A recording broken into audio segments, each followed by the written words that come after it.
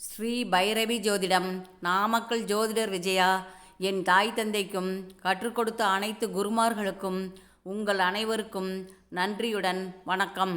இன்றைய பதிவு பாலவ கரணம். கரணநாதன் ராகு பகவான். விலங்கு புலி. நைவேத்தியம் பாயசம். ஆபரணம் முத்து. மலர் செண்பக மலர். பாலவ கரணத்தில் பிறந்தவர்கள் இசைக்கு மயங்குவார்கள். ஜாதகர் இருக்கும் இடத்தில் இசை ஒலித்து கொண்டே இருப்பது சிறப்பு. ராகுவின் நட்சத்திரம் திருவாதிரை, சுவாதி, சதயம். பாலவ கரணத்தில் ராகு நட்சத்திரங்களில் பிறந்தவர்களுக்கு 6, 8, 12ஆம் பாவ தசாபுத்தியிலும் நன்மையான பலன்கள் கிடைக்கும். பாலவ கரணத்தில் பிறந்தவர்களை பகைத்து கொள்ளக்கூடாது. பதுங்கி பின் தாக்குவார்கள். புத்தி கூர்மை உண்டு. சுவாதியில் பிறந்தவர்கள் மிரட்டி வெற்றி பெறுவார்கள். கும்பராசி. பாலவ கரணத்தில் பிறந்தவர்களை பகைத்து கொள்ளக்கூடாது. பாலவ கரணத்தில் ராகு காலத்தில் செய்யும் செயல்கள் 16 வருடங்கள் நிலைத்து நிற்கும். பாலவ கரணத்தில் பிறந்தவர்களுக்கு ஜாதகத்தில் 2, 7, 8 ராகு நின்றாலும் தோஷமில்லை. பாலவ கரணம் மண் தத்துவம். மண் சிவலிங்க வழிபாடு செய்வது சிறப்பான பலனை தரும். காஞ்சிபுரம் ஏகாம்பரேஸ்வரரை பாலவ கர்ண நாளில் ராகு காலத்தில் பூஜை செய்து வணங்கினால் மண், மனை, நிலம், வீடு, வண்டி, வாகனம், சொத்துக்கள் அமையும். பணப்புழக்கம் அதிகமாகும். பாலவ கரணத்தில் பிறந்தவர்கள் அழகான தோற்றமுள்ளவர்கள். சுத்தமாக இருப்பதை விரும்புவார்கள். கண்ணியமிக்கவர்கள். அனைவரிடமும் அன்பாக பழகுவார்கள். தனக்கு பிடிக்கவில்லை என்றால் விலகி விடுவார்கள். நல்ல பண்பு, நல்ல எண்ணம், நல்ல செயல் சிந்தனை உள்ளவர்கள். மதிப்பு மரியாதையுடன் பழகுவார்கள், பேசுவார்கள். இசைப்பிரியர்கள். சிறிய அளவில் தொழில் தொடங்கினாலும் தனது உழைப்பால் பெரிய செல்வந்தர்களாக முன்னேற்றமடைவார்கள். சாதுரியம், சாமர்த்தியமுள்ளவர்கள். பகைவர்களை அழிக்கும் ஆற்றல் உள்ளவர்கள். நேரிடையாக மோதாமல் மறைந்து பதுங்கி பின் பாயும் குணமுள்ளவர்கள். கால நேரம் பார்த்து பழிவாங்குவார்கள்.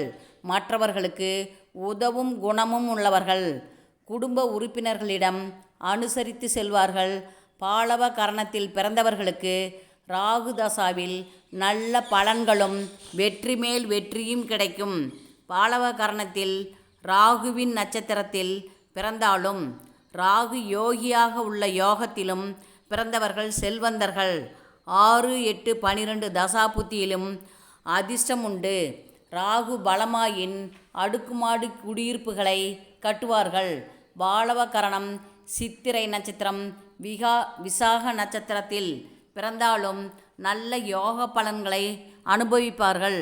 இரகசியங்களை ஆராய்ந்து அறிந்து கொள்வதில் ஆர்வமுள்ளவர்கள். காவல்துறை, இராணுவம், இரகசிய போலீஸ், உளவுத்துறை பணிகள் செய்வது சிறப்பு. பூசம் விசாகம் சதயத்தில் பிறந்தவர்கள் நட்புடன் உதவி செய்வார்கள். விளையாட்டுத் துறையில் சாதனையாளர்கள். ராகுவின் தேவதை பிரம்மா, அதிதேவதை ஐயப்பன். பசுத்தோல் அல்லது புலித்தோல் போர்த்திய தெய்வங்களையும் வணங்கலாம். துர்க்கை அம்மனுக்கு எலுமிச்சை மாலை அணிவித்து ராகு காலத்தில் பூஜை செய்யலாம். பத்ரகாளி, ஊர் காவல் தெய்வங்கள், ஆயுதமேந்திய தெய்வங்களை வணங்கலாம். ராகு தந்தை வழி பாட்டனாரை குறிப்பவர். எனவே ஜீவசமாதி வழிபாடு, சித்தர் வழிபாடு, புற்று வழிபாடுகள், முன்னோர்களின் சமாதி வழிபாடுகள் செய்தால் சிறப்பு. தந்தை வழியில் காணாமல் போனவர் அல்லது வெளியிடம், வெளியூர், வெளிநாடு சென்று வாழ்பவர்கள் உண்டு. கண்ணில் பிரச்சனைகள் இருக்கும். கண்ணாடி அணிவார்கள். தூக்கம் குறைவு. தியானம், யோகா செய்வது நல்லது. கடன் வாங்குவது கொடுப்பதில் கவனம் தேவை. உணவு பிரியர்கள். ஒரு விஷயத்தை பலவிதமான கண்ணோட்டத்துடன் சிந்தித்து வெற்றி அடைவார்கள். தான் இறந்த பின்பும் பேர் புகழுடன் நிலைத்து இருக்க வேண்டும் என்ற எண்ணத்துடன் செயல்படுவார்கள். சிவராத்திரி வழிபாடு செய்வது, பௌர்ணமி, அமாவாசை வழிபாடுகள் செய்வது, செவ்வாய்க்கிழமை ராகு காலத்திலும் வெள்ளிக்கிழமை ராகு காலத்திலும் அல்லது ஜனன கால ஜாதகத்தில் ராகு நின்ற ராசிக்குரிய கிழமைகளில் வழிபாடு செய்து செய்யும் காரியங்கள் அனைத்தும் வெற்றி பெறும். சர்ப்பதோஷம் நீங்குவதற்கு பாலவ கரண நாளில் சர்ப்பதோஷ நிவர்த்தி செய்யலாம். லக்கணம் 2ஆம் பாவம், 7ஆம் பாவம், 8ஆம் பாவங்களில் ராகு நின்றால் ராகு தோஷம் உண்டு. இவர்களுக்கு பாலவ கரணத்தில் பிறந்தவர்களை திருமணம் செய்து வைக்கலாம். பாலவ கரணம் சுபகரணம். பாலவ கரண நாட்களில் வீடு கட்டலாம். திருமண முகூர்த்தம், சுப நிகழ்ச்சிகள், கோவில் திருவிழாக்களை நடத்தலாம். உணவுப் பொருள் நெல்லிக்காய். நெல்லிக்காய் சாதம் தானம் தரலாம். 5இல் ராகு நின்றாலும் கர்மம் செய்வதற்கு ஆண்வாரிசு உண்டு. வருடத்திற்கு ஒரு முறை சாஸ்தா வழிபாடு, சபரிமலை ஐயப்பனை வணங்கி வரலாம். இவர்கள் வடக்கு நோக்கி நிற்கும் பத்ரகாளியை வணங்கலாம். காளி கோயில் கட்டும் பணிகளை முன்னின்று பொறுப்புடன் செய்து முடிப்பார்கள்.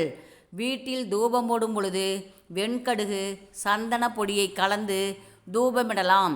பூஜையின் போது வெள்ளி பாத்திரத்தில் நைவேத்தியமான பாயசத்தை படைத்து வணங்கலாம். சிவப்பு நிற ஆடைகளை தானம் தரலாம். பெண்கள் மீது ஈடுபாடு அதிகம். நட்புடன் பழகுவார்கள். லக்கணத்தில் ராகு சாமர்த்தியசாலிகள்.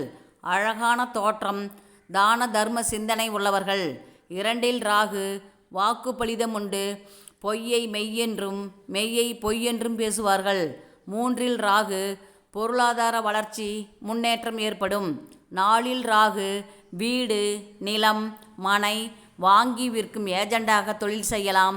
வாகனம் ஓட்டலாம். 5இல் ராகு ஆண் வாரிசு உண்டு. காளி கோயில் திருப்பணிகள் செய்வார்கள். 6இல் ராகு முரட்டு சுபாவம். எதிரிகள் உண்டு. எதிரிகளை வெல்வார்கள். கொடுக்கல் வாங்கல் பிரச்சனைகளுக்கு தாதா போல் செயல்படுவார்கள். 7இல் ராகு வாழ்க்கை துணை மீது அன்பு, பாசம், அக்கறை அதிகம். வாழ்க்கை துணையால் சொத்துக்கள் கிடைக்கும். நண்பர்கள் அதிகம். 8இல் ராகு சீருடை பணியாளர்கள். பாதுகாப்புத்துறை, காவல்துறையில் பணிபுரியலாம்.